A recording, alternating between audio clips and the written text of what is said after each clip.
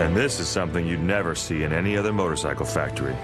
The guys who built the bike from start to finish end their day by building a shipping crate for their creation.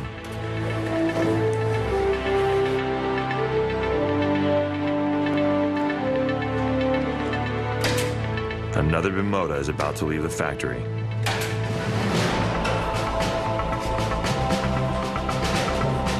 Somewhere, some lucky owner is about to have a completely hand-built motorcycle sitting in their garage.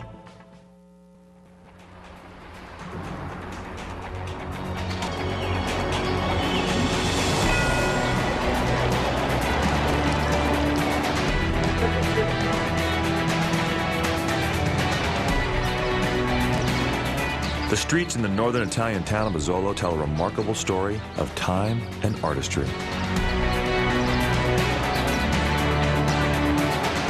Main Street is more than 1,000 years old and so narrow, cars can only drive in one direction.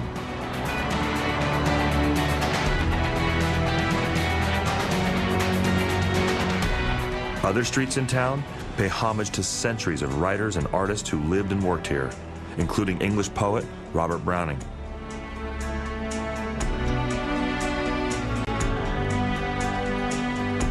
Asolo is a tiny hilltop town where technology is measured in terms of millennium.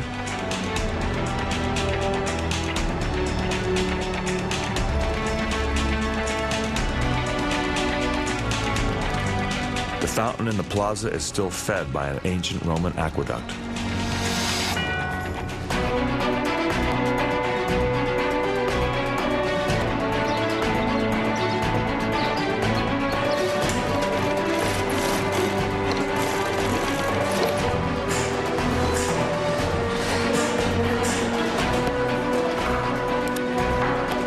Just outside of town is a place where artisans practice the centuries-old craft of Italian leather making.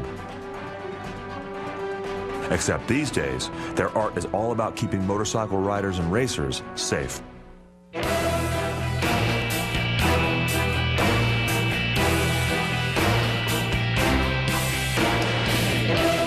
Historically, riding and racing motorcycles has always been dangerous.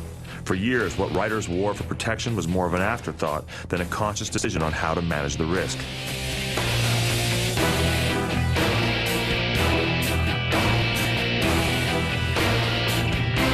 As late as the 1980s, racers rarely walked away from a crash without serious injury.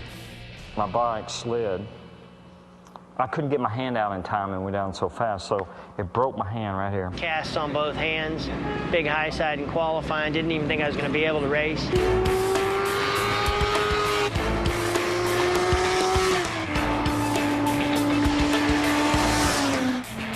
Alpinestars is a company focused on managing the risk of riding a motorcycle. They specialize in top-of-the-line motorcycle riding and racing gear. Boots, gloves, back protectors, and their custom-made, handcrafted full-piece racing leathers.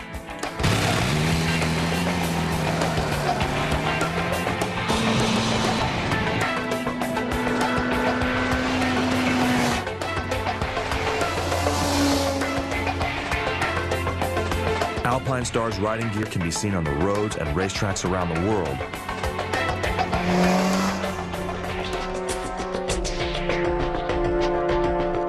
But each piece is designed, tested, and handcrafted at their headquarters outside of Asolo. Alpinestars is a company whose original focus was on the trek, not the track. Alpinestars as a company was founded in 1963, initially building ski boots and mountain hiking boots. We're only a few miles from the Alpine Dolomites here, so there's a heritage for mountain climbing and trekking. But also there's a strong motorcycle fraternity here.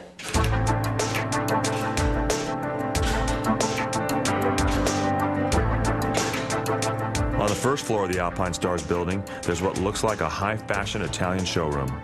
It's open to the public. Except for helmets, you can find anything you need to protect yourself on a motorcycle.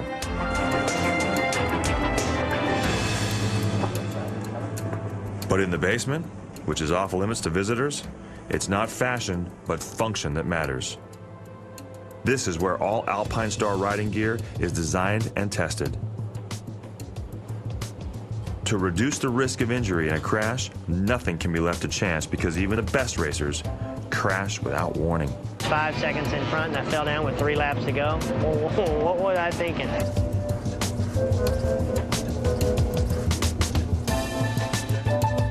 They call this the walk meter machine, where boots are put through 100,000 cycles, the equivalent of walking 35 miles. But the test is really about how the boot will perform when riding. Will it hold up to the stress and strain of sudden major impact? Obviously, the foot is a complex piece of physiological anatomy, and it's very important to stop the force of an impact being transmitted in a very pure form straight to the joints of the foot or up to the knee. Absorbing the force of an impact and spreading that energy out away from the body are fundamental concepts for all protective riding gear. Here, a new back protector is being tested by repeatedly dropping a 10-pound weight and measuring where the energy from the impact goes. This test will be repeated hundreds of times. The initial impact spread is important because it prevents the actual impact energy being directed straight through the protector into the rider's body. The back protector is really a two-part system, using a hard shell over a soft padded liner. The profile of this protector is very thin. It also is allowed to move naturally with the rider in the right direction, but not to hyperextend in the wrong direction backwards. The back protector uses man-made thermoplastic and gels to protect the rider. But when it comes to the actual riding suits, leather is still the material of choice. Very thick leather.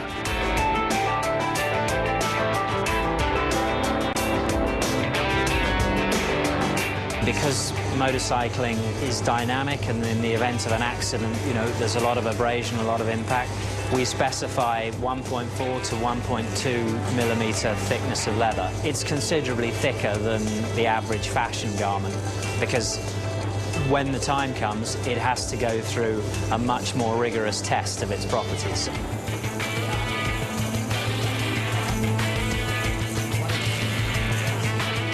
The abrasion test machine runs pads of sandpaper over different leather samples in a scientifically controlled environment to make sure the leather will provide enough protection in the event of a crash. Surprisingly, the wrong color of leather dyes can reduce the leather's ability to withstand a crash. In treating the leather with different colors, it can actually affect the performance of the leather. A simple example is the red and the silver both passed the test, while the blue and the green, in this case, failed the test. The next key to protection is to make sure that all the seams in the leather riding suit are strong enough. For that, they use another machine that stresses each test seam until it finally fails. So here we're seeing the actual trace for the force being submitted to the material in the machine. In the event of an accident, a rider coming off a motorcycle, a very sudden, large force is often subjected to the seam. On the monitor here, you can see the force readout that the seam and the material is being subjected to. 1,000 newtons on the scale here equates roughly to 500 pounds of force. So we're looking for that as the minimum standard that we require. So here, in this case, this sample broke above that, so we've exceeded our own in-house standards.